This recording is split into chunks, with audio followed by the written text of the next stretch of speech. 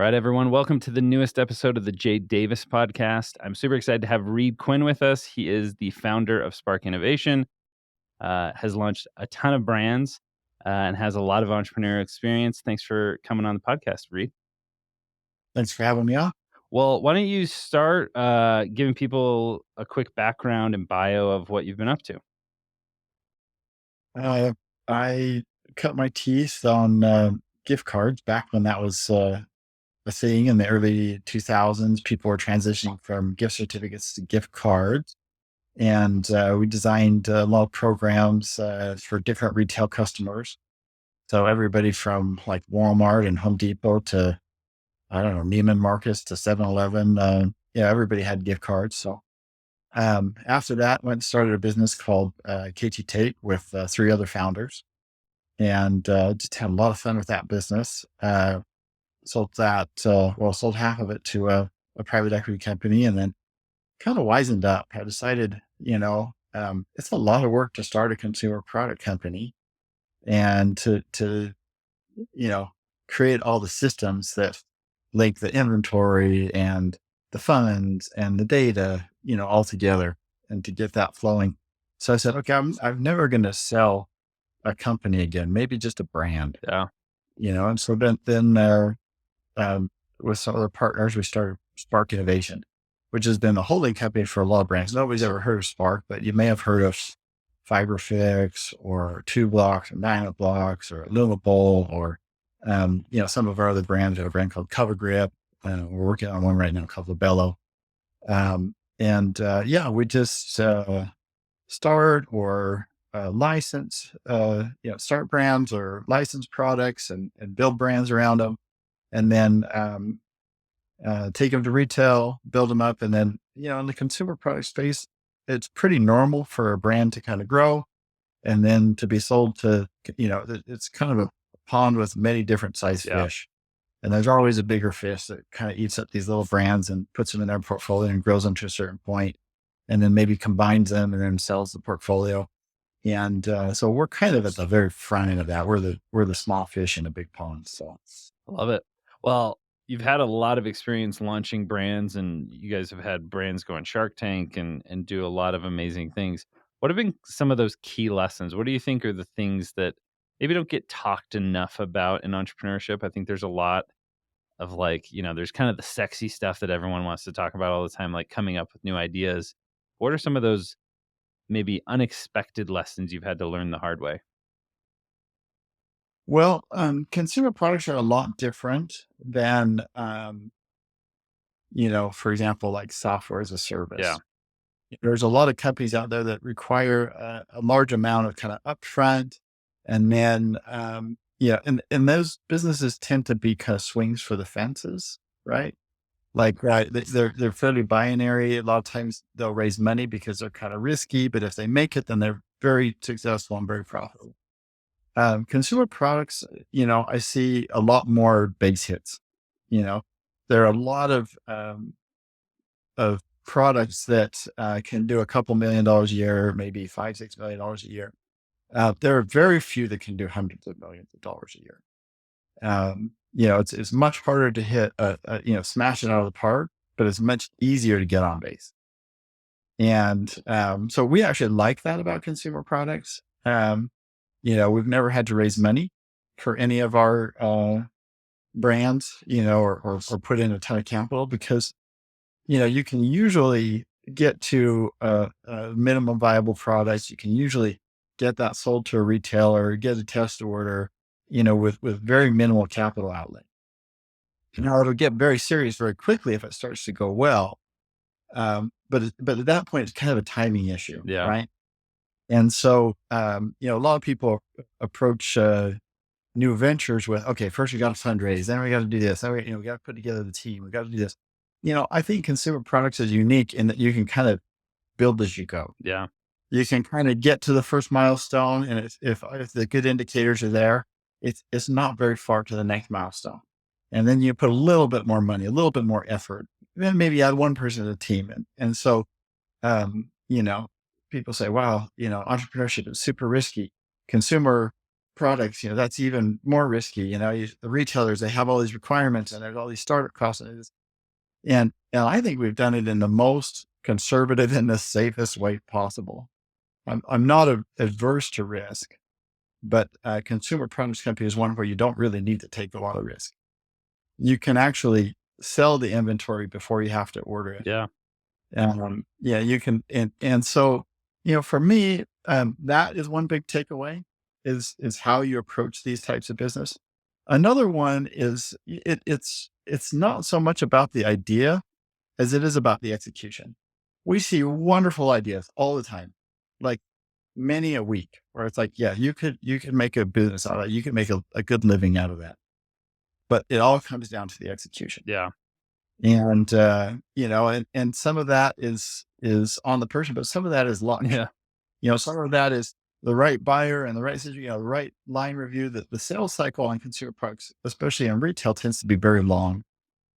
And, having the local retailer that has a line review that's next month instead of next year, can have a very material impact on how quickly that business gets off the ground and whether it actually does get off. So there's some things outside your control. A lot of the big decisions are made by just a few key decision makers at some of the large retailers. So anyway, there's some unique things about these businesses, things that we like, some things that we don't like. Yeah. Well, I think you just explained very clearly why the last couple of years, the approach that many investors have taken to consumer products is so so fundamentally flawed because they approached it as if it's software. And let's put, you know, tens of and tens of millions of dollars into stuff that really hasn't even been proven yet. So I think we've seen that a lot. What are you when you look at an idea? I think this is something that I notice in people who've had a lot of success and had repeat success.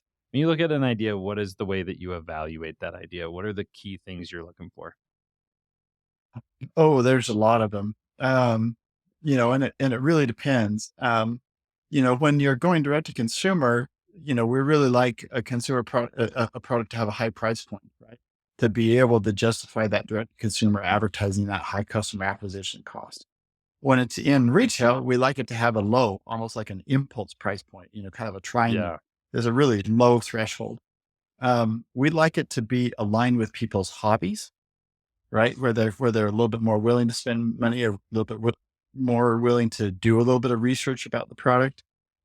Something that's very functional, they're much more likely to go with a kind of a tried and true brand or something that is low cost. Whereas if it's something that's aligned with their interests, they have a little bit higher threshold to pay and a higher threshold to try new Yeah. things.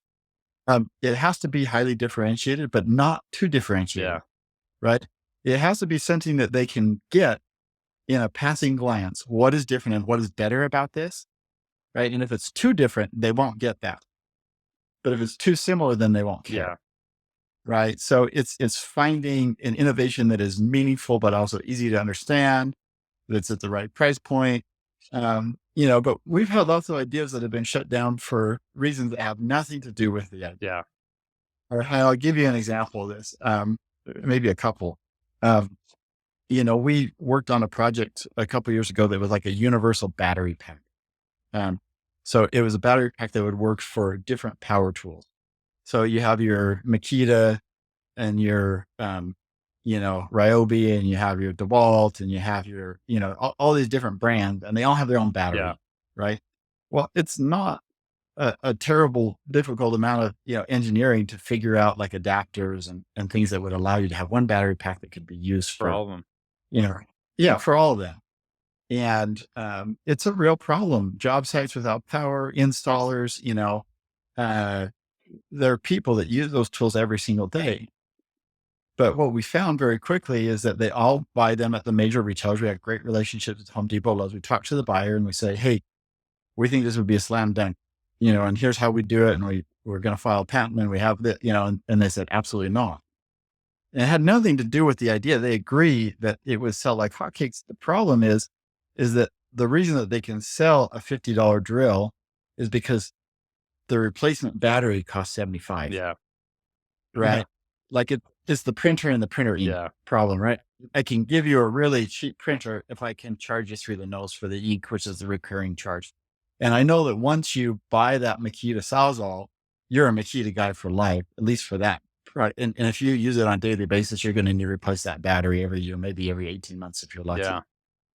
And I'll be able to sell that again. So that we just can't rock the boat with these vendor relationships, doing this. So, we run into products all the time that for product related reasons. Yeah. It has nothing to do with how good the idea is or how ready the market is for it, but just the unit economics or the politics or, some, patent or maybe not even patent, just a litigious category, is just something that we don't want to touch. So there's a lot of things that we stay away from. I really don't like consumer electronics. I've told my partners to slap me anytime I come to them with a consumer electronic. It's a very alluring one, but when you get into UL and battery and Wi-Fi and FCC and it's just not worth Yeah. it. And everybody considers themselves a connoisseur of electronics. One thing that we really like, especially being in consumer products, is if we can sell not only to consumers but to professionals. Yeah. Right. Consumer products have been easily disrupted over the last few years. A lot of things have gone from, you know, brick and mortar sales to online. You've seen the disappearance almost completely of toys. Toys R Us went out of business and, uh, you know, um, there's a lot of the smaller toy stores are struggling and this moved online. Books have moved online. There's lots of categories that have moved online. So we try to identify categories that are very hard to be disrupted by online Yeah. retail. And one of those is automotive. Another one is hardware. You have a lot of people who are using those products that are professionals. It's a collision repair shop. It's an auto body shop. And they can't wait for, next day prime to get that part. They've got somebody coming back to get the car at 5 o'clock and they've got to have that part. And they get that at O'Reilly's. They get that at Napa or AutoZone and Pet Boys. You have a plumber, an electrician, a carpenter. They don't know what they need for the job until they look at the job in the morning and they go get the supplies and then they work on the job. And so they need to have those products in retail. Again, they can't just order it online. And so, those stores that are supported by a large professional network have just been a really good spot for Yeah. us. So we pay attention to products that can go into those channels, and they get a plus one, in our evaluation more than one that doesn't. Yeah. So anyway, just lots of things like I that. love that. I think that's actually really great, and I think it speaks to I think when people say retail is gonna die, I just don't think they even think about things like that. What you just explained, like, professionals can't wait 3 days or even 2 days. They need it now, Yeah, and it just is a it misunderstanding. yeah, it's really interesting. I think of retail a little bit like I think of the railroads. The railroads were the primary means of transportation for decades. And then the automobile came around and everybody says the railroads are dead. Yeah. Automobiles are so much more flexible. You can drive them anywhere. You can, everything's going to go by automobile. And there is a lot of freight that moves, by truck. But 1/3 of all freight still moves by rail a century later, Yeah. right? Automobiles didn't kill railroads. What it did is it consolidated. Yeah. Instead of 100 railroad companies, you have 10. You have 10 phenomenally profitable railroad companies. And you have an amazing amount of freight that's moving by rail. But, um, it's still Yeah. there. And I see retail in that same situation. Retail has incredibly high barriers to entry, but those same barriers to entry protect your business. Yeah. I mean, if I want to sell something on Amazon this afternoon that I'm not selling on, I can. I mean, it takes me about an Yeah. hour to get some, from an idea to like, now it's available on Amazon by me. Yeah. And, retail is nowhere near that quick, but those same barriers become the things that protect my business. And I think that, you're not going to have drones delivering paint and 2x4s anytime soon. Yeah. And that, yeah, and the same thing, you've seen some disruption in grocery, but I think, there will always be a need, um, to have, a lot of Yeah. products, in retail. There's definitely been some consolidation, but as long as you're on the inside of that consolidation, it's just getting better and Yeah. better.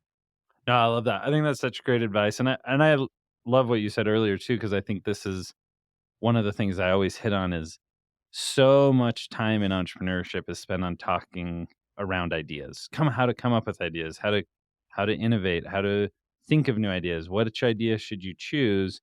And I think what you just said is like there's so many other things like the battery example where it's like this is a great idea. Even the buyer is like, yeah, it's a phenomenal idea. The only problem is it doesn't work. And here's why. Is I'm Yeah. not going to go basically give a big screw you to Milwaukee and DeWalt and all these massive, massive partners that we have, and screw all them over. So we will never buy that product. And I think that's what often entrepreneurs don't think about. They just think of, could I create an idea that's a good idea? So, Yeah, we developed one product, that was an air filter that was like almost like a stack of Post-it oh notes. yeah, It was you could peel off one layer and then you had a clean air filter, and then you peel off the next layer and you had a clean air filter.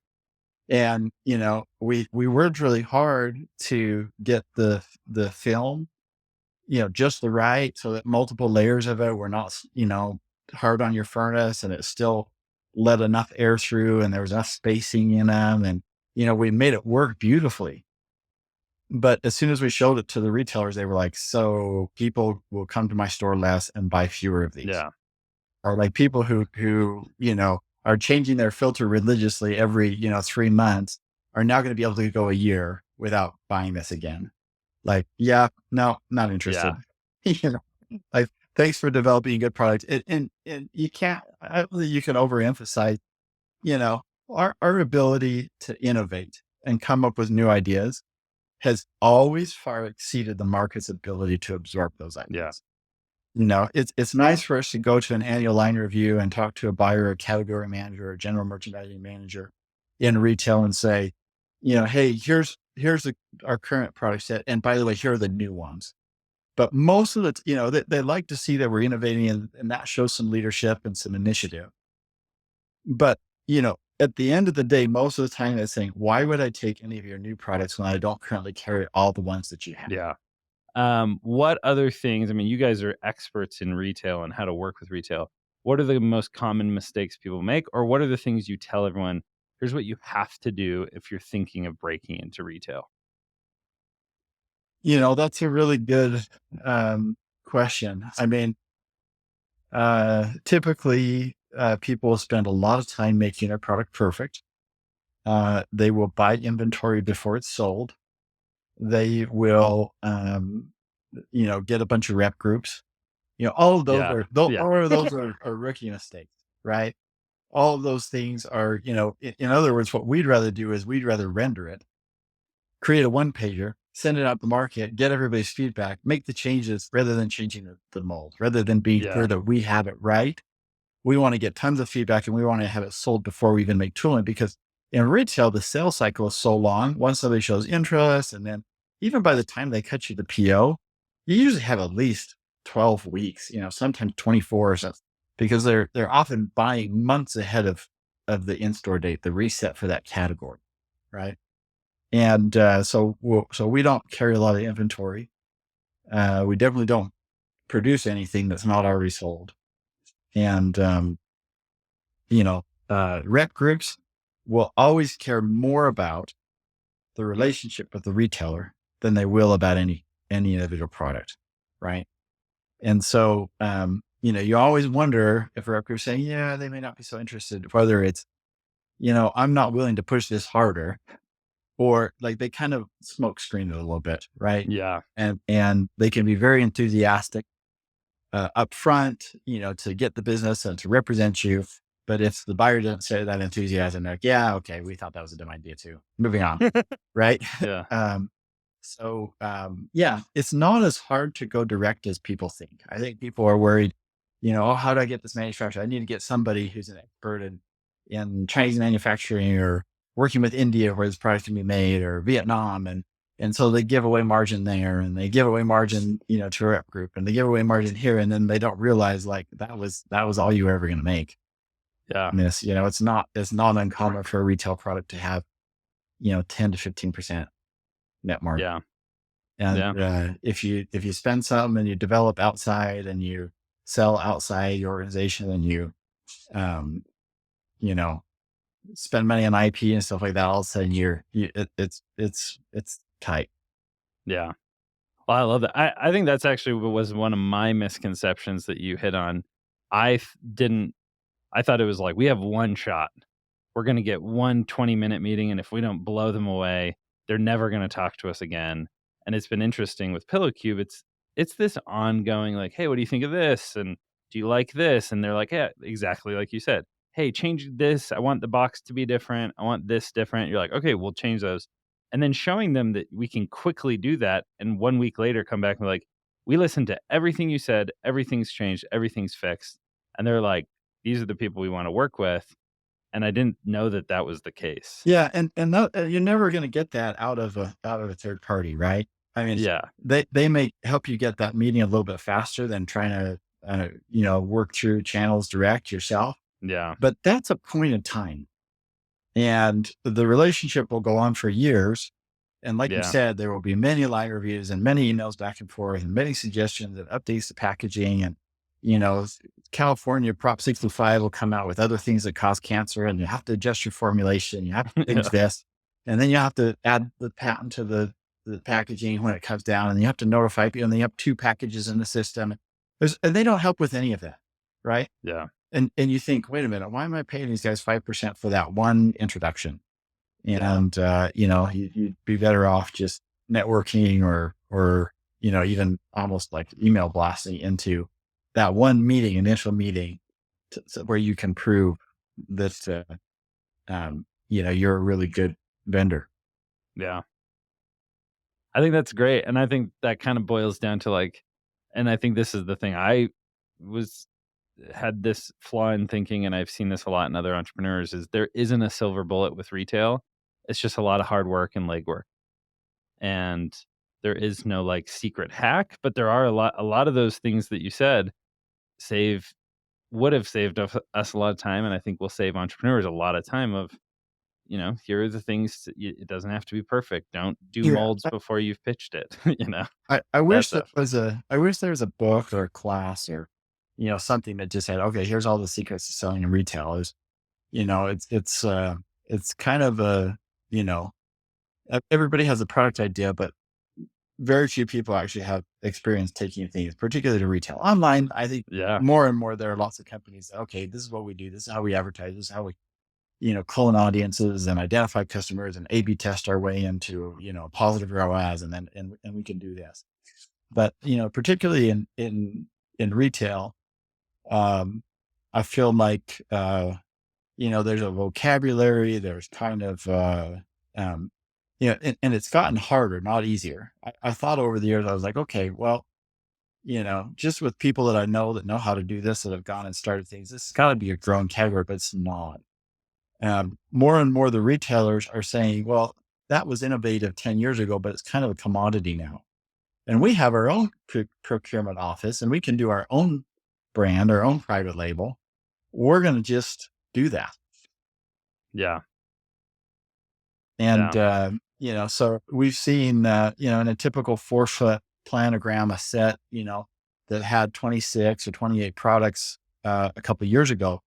We're finding that now it's maybe 5 or 6 vendors that are yeah, split in place and maybe competing with Kirtland Signature or Painter's Pride or Everbuilt or some of these, retail brands where it's really just the retailer sourcing their own product. And so, it's gotten harder, not easier. But again, uh, you know, when you have a product in retail that is performing really well, that customers get, that they like, it's basically getting high velocity and high margins, lots of turns and the retailer making money on it, is not going anywhere. It can stay yeah, there for decades. And product flows one way and money flows the other way. And the data matches the two together, and it's a really sweet business when you get them set up. But yeah, it can be a challenge to get to that point. Yeah. I love it. Well, we flew past, the 20-minute mark. It was, as always, every time we chat, I learned so much about the retail world, which I know a lot less about. So, appreciate all the wisdom and coming and sharing that with our audience. So, thanks again. Well, thanks for taking some time. Good to talk with you. Awesome.